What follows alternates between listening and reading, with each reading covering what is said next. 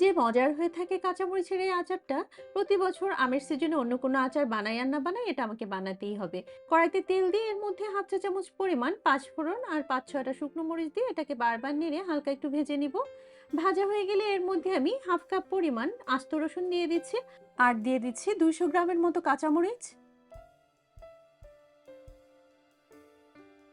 ১ চামচ করে হলুদের গুঁড়া, লাল মরিচের গুঁড়ো দিয়ে দিচ্ছি আর স্বাদ অনুযায়ী লবণ দিয়ে দিচ্ছি।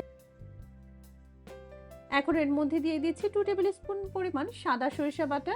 তারপর নেড়েচেড়ে সবকিছুকে কষিয়ে নিব।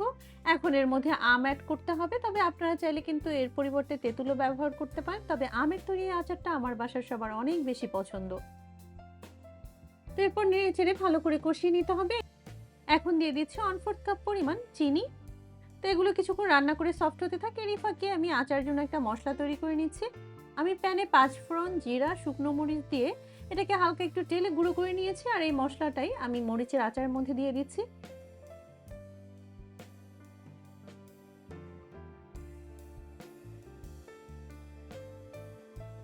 এই তো আচার তৈরি হয়ে গেল।